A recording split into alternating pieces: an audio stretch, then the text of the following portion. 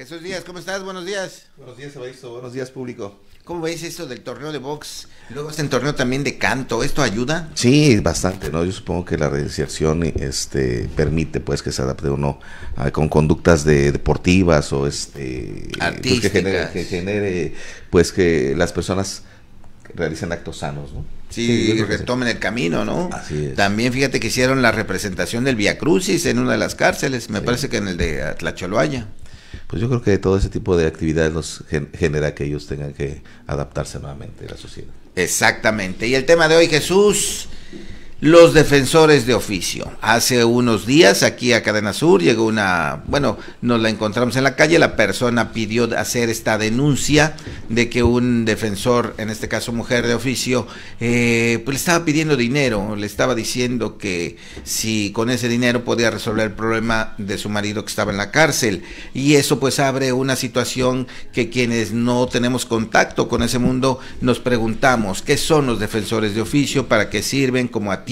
¿Cuáles son sus funciones? ¿Qué tanto le pueden ayudar a una persona que no tiene para pagar a un abogado? De manera general empezamos entonces, ¿qué son los defensores de oficio? Sí, desde luego es una institución que emana de la propia Constitución, en su artículo 17 constitucional, que prevé que el Estado, la Federación y los Estados deberán garantizar un servicio de defensoría pública de calidad. Este servicio deberá de ser destinado a las personas de escasos recursos, inclusive a cualquier persona tratándose en materia penal, y desde luego con restricciones en las diversas materias. Este artículo no solamente contempla la garantía de otorgar el servicio público de defensoría, sino que también protege a los propios defensores públicos, incluso en sus ingresos, que prevé que no pueden ganar menos que los ministerios públicos, y que inclusive debe haber un servicio profesional de carrera que permita que ellos puedan tener crecimiento en su profesión. Entonces, o sea, ¿sí tienen un ingreso? Sí tienen un ingreso pagado por el Estado. ¿No es servicio social o prácticas? No es gratuito. Sí es gratuito el servicio que proporcionan para las personas, al público, ajá, pero ellos tienen un ingreso derivado de su empleo. Dicha figura inclusive garantiza la propia Constitución que deba de generar sus ingresos no menores a los que el Ministerio Público ingresa, es decir, su salario no puede ser inferior, pero esto es razón de que se reconoce dicha figura como un servicio que el Estado debe proporcionar. ¿Y son profesionales ya, terminaron la escuela y tienen título y todo? Desde ¿O no luego, está considerado eso? Desde luego que sí, para ser defensor público requiere de tener la capacidad profesional y la patente, toda es de que el ejercicio de esa profesión pues requiere tener el conocimiento técnico en la materia en la que se vaya a destinar el servicio.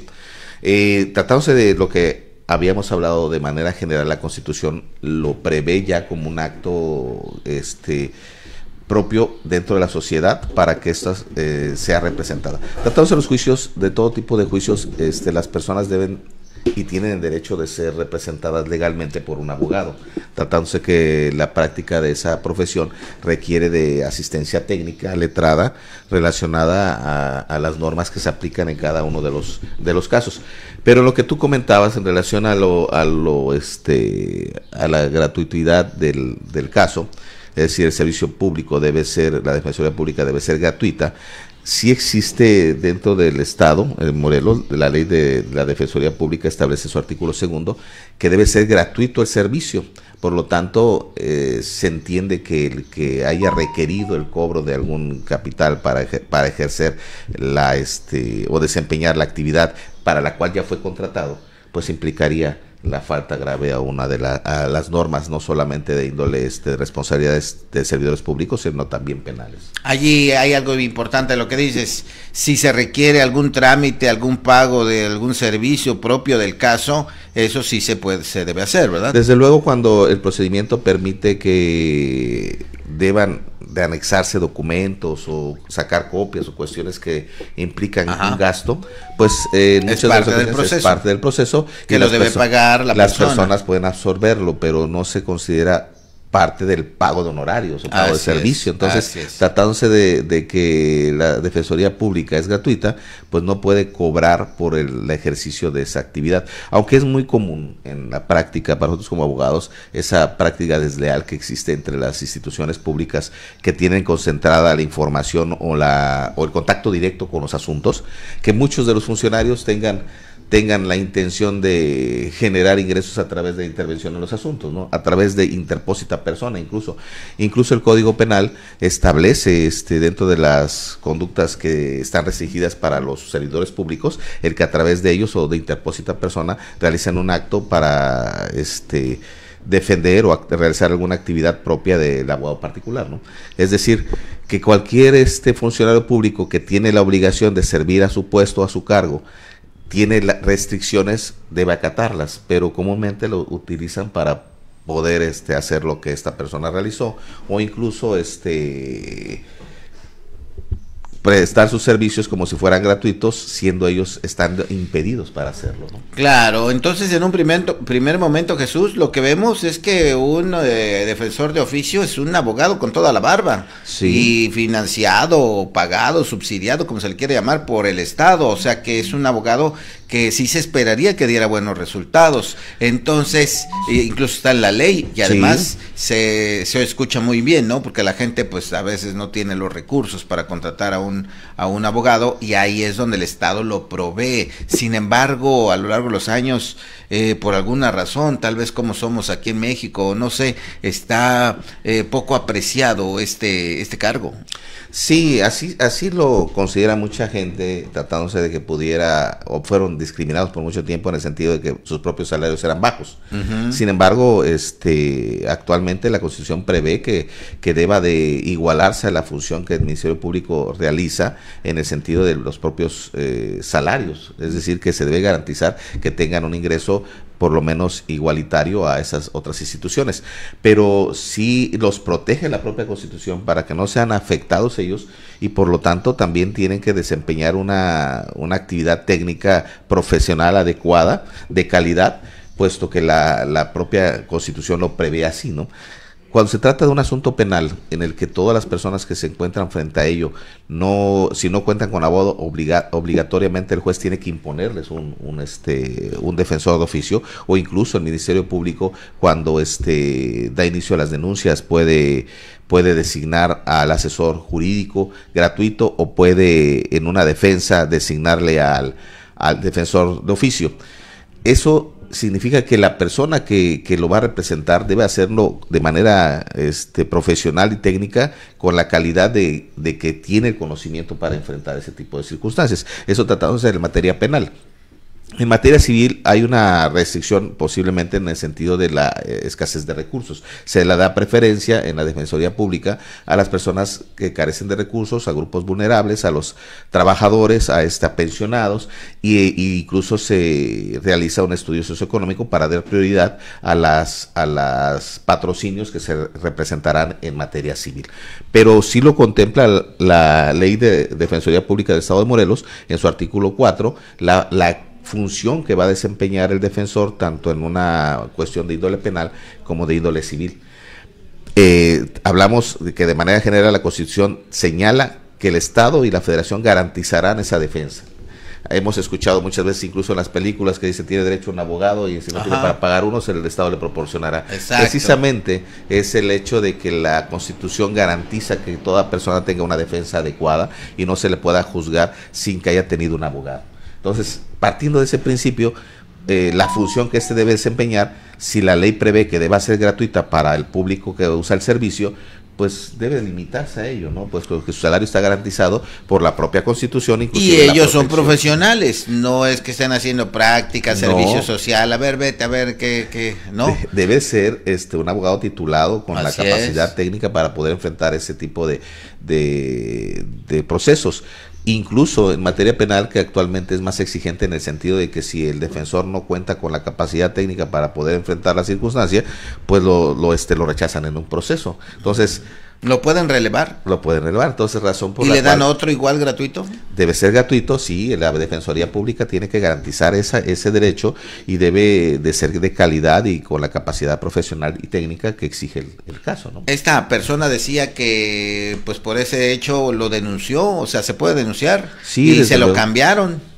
Desde luego puede haber una sanción, incluso la ley de Defensoría Pública primero señala que es gratuito el servicio, pero también tienen un código de conducta del Instituto de la Defensoría Pública del Estado de Morelos, y en su artículo 9 prevé que deben abstenerse de solicitar, cobrar o recibir honorarios o numerarios o capital, porque es una sanción para ellos, no solamente de forma administrativa, incluso puede ser de índole penal. Correcto. ¿Y quién los nombra? ¿El juzgado, el juez?